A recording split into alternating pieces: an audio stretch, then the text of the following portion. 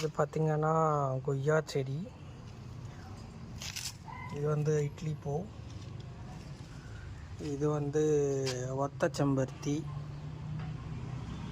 இந்த சைட் ஃபுல்லாக பூச்செடி ஒரு பக்கம். இது மல்லி.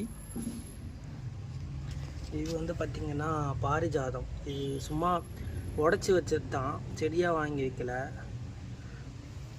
இது பார்த்திங்கன்னா ஜாதி மல்லி. இப்போதைக்கு சும்மா சாம்பிளுக்கு ஃபஸ்ட்டு ஒரு கத்திரிக்காய் செடி வச்சுருக்கேன், பூ விட்டுருக்கு. இப்போ இதுக்கப்புறம் பார்த்திங்கன்னா எல்லாமே பழமரங்கள் தான். இது வந்து சப்போட்டா, எல்லாமே ஒட்டுக்கண்ணு தான். இது வந்து பார்த்திங்கன்னா பீட்ரூட் கொய்யா. பீட்ரூட் மாதிரியே இருக்கும் கலரு, டேஸ்ட் இருக்கும்னு சொல்கிறாங்க, பார்ப்போம்.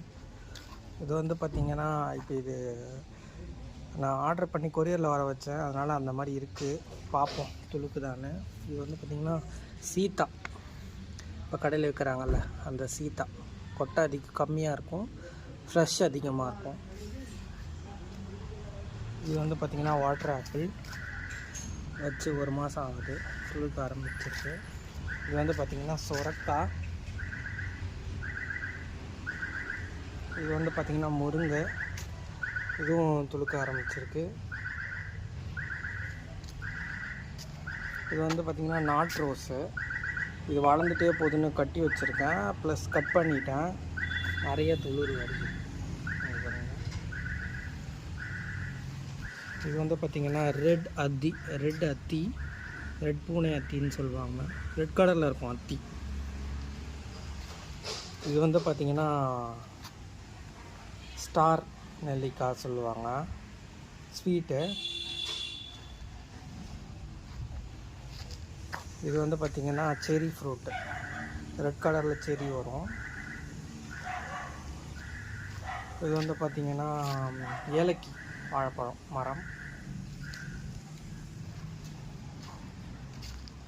இது வந்து பார்த்திங்கன்னா கற்பூர வாழை, அதான் வச்சுருக்கேன், துளுக்குது. இது வந்து பார்த்திங்கன்னா மாதுளை, நிறைய துளிர் விட்டுருக்கு. இது வந்து பார்த்திங்கன்னா லெமனே பார்க்கலாங்க, இங்கே பாருங்கள் ஒன்று இருக்குது.